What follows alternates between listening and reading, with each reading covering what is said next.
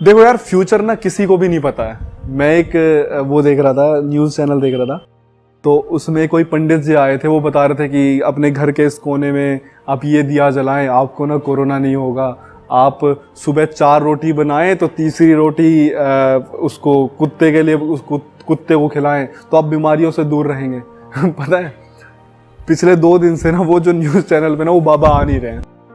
तो मैंने उनका नाम वाम सर्च करा, मैंने कहा पंडित जी आ नहीं रहे हैं यार, काफ़ी अच्छे अच्छे वो बताए थे उपाय। तो पता चला पंडित जी को खुद ही ना कोरोना हो गया है। तो ये बहुत अनसर्टेनिटी का टाइम है। इस टाइम पे अंधविश्वास ना करें, ठीक है। पता किसी को क्या हो रहा है, अगर हल्का सा मतलब एसी चला के सो रहे हैं, अब एसी चला के सोओगे तो भैया गले में ड्राइनेस होती है। ये पता है क्या हकीकत है। अब सुबह उठ रहे हैं, गले में ड्राइनेस हो रही है, गूगल पे सर्च करें, अरे ये तो कोविड का सिम्टम है। पहुंच गए भाई साहब वहां पे सेंटर पे कोविड का टेस्ट करवाने, और पता चला कि पहले तो कोविड था नहीं, सेंटर पे और लोग मौजूद थे, ठीक है, उनको कोविड था, उनकी वजह से आपको हो गया। तो देखो यार, ये अंधविश्वास में ना पड़ो। टाइम बुरा है, पर इतिहास गवाह है, वक्त चाहे कितना भी ज्यादा क्यों ना बुरा हो, वो गुजर जरूर जाता है। अगर लेकिन आपने पेशेंस नहीं रखा ना, तो वक्त गुजरे ना गुजरे आप जरूर गुजर जाओगे, मैं आपको बता रहा हूं। लॉकडाउन लग गया है, जिनके बिजनेसेस थे उनको काफी लॉस हो रहा है। जो मजदूर थे वो अपने गांव जाने के लिए मजबूर हो गए हैं। स्टूडेंट्स थी, उनकी पढ़ाई पे असर पड़ रहा है। पर पता है, एक चीज है जिसके बारे में ना कोई भी बात नहीं कर रहा है। पता है वो क्या है? Mental health. न्यूज में दिखाया जा रहा है कि इतने केसेस दिन ब दिन बढ़ रहे हैं, पर ना मेंटल हेल्थ की ना कोई भी बात कर ही नहीं रहा है। जाने कितने ऐसे स्टूडेंट्स हैं यार, जिनकी जो एज है ना, मतलब 27 है, 28 है, वो डेडलाइन पर है, जिनके लास्ट अटेम्प्ट्स हैं। उनको समझ नहीं आ रहा कि आगे अब क्या होगा। कितने ऐसे यूपीएससी एस्पिरेंट्स होंगे, उनको मतलब आगे ना अब समझ ही नहीं आ रहा कि अब आगे होगा क्या। तो जो फाइनेंशियल लॉस है, जो बिजनेस नीचे जा रहा है, उसके साथ साथ ना एक और चीज पे इंपैक्ट पड़ रहा है, वो है मेंटल हेल्थ।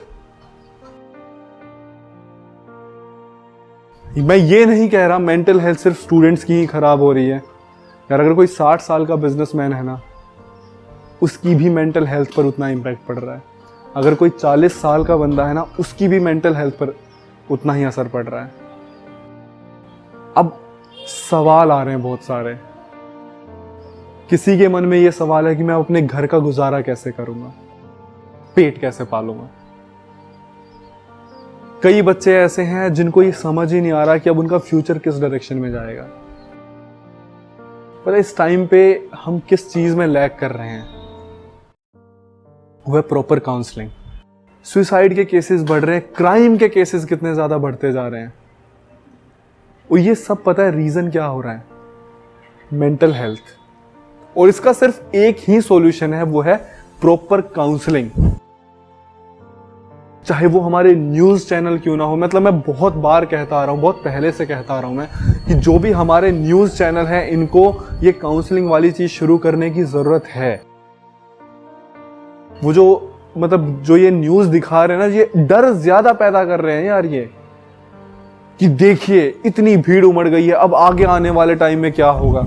इससे बेटर ना ये न्यूज को इतना ड्रामेटिक करके पीछे बैकग्राउंड म्यूजिक लगा के ना करें, एक नॉर्मल वे में दिखा के साथ साथ ना अगर ये काउंसलिंग वाले शोज भी शुरू कर दें, काउंसलिंग वाली टॉक्स भी शुरू कर दें, तो मुझे ऐसा लगता है वो बहुत ज्यादा बेनिफिशियल होगा। एंड ये मेरा पर्सनल ओपिनियन है, देखो, क्योंकि मैं भी नुकसान में जा रहा हूं। अगर मैं बात करूं तो मेरी भी मेंटल हेल्थ कहीं ना कहीं बहुत इंपैक्ट हो रही है। तो एक सवाल आता है कि आप सर इस वाले टाइम में कैसे खुद को ऑक्यूपाई रख रहे हो। देखो यार, मेरा ये मानना है ना, कोई भी चीज जो है ना, उसका सॉल्यूशन होता है डिस्ट्रैक्शन। ये मैं आपको टेम्पररी सॉल्यूशन बता रहा हूं, ये परमानेंट नहीं है। ये नहीं पूरी लाइफ आप डिस्ट्रैक्शन के रीजंस ढूंढते रहो। डिस्ट्रैक्शन बहुत जरूरी है। पता है, बात करो, अपने दोस्तों से बात करो यार। मतलब कई बार ऐसा होता है ना, रात को आप परेशान हो, आपको समझ नहीं आ रहा, चाहे आप करियर को लेके परेशान हो, क्योंकि यार ये वाला टाइम है ऐसा कितने लोगों की यार शादियां रुक गई।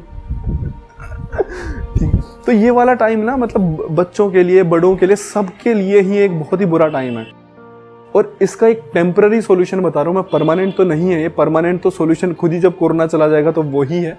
पर एक डिस्ट्रैक्शन कैसे आ सकता है? आप अपने दोस्तों से बात करो, जितना ज्यादा हो सकता है ना इंटरेक्ट करो। ये वाला टाइम ऐसा तो है नहीं कि यार बैठ के चाय पे या मिलने जाओ तो बात कर सकते हो, पर फोन पे बात करो, वीडियो कॉल्स पे बात करो। कई बार क्या होता है ना, यार दोस्त आपस में बात करते हैं ना, पुरानी यादें लेके आते हैं, तो यार डिस्ट्रैक्शन आता है। वो चीज करो जो आपको अच्छी लगती है, चाहे जैसे वो गाना सुनना क्यों ना हो, चाहे वो आपको डांस करना अच्छा लगता हो, या कोई भी आर्ट फॉर्म हो। ये वाला जो टाइम है ना उसको यूटिलाइज करो। अब यूटिलाइज कैसे ये वाला टाइम किया जा सकता है? देखो यार, ये इसको ना आप, जो ये कोरोना वाला टाइम है, आप घर बैठे हो, इसको ना आप एक अपॉर्चुनिटी की तरह लो। अब लास्ट ईयर का एग्जांपल ले लो कि लॉकडाउन में कितने लोगों ने वो कुकिंग वाले चैनल बनाए और आज यूट्यूब पर उनके मिलियन सब्सक्राइबर्स हैं।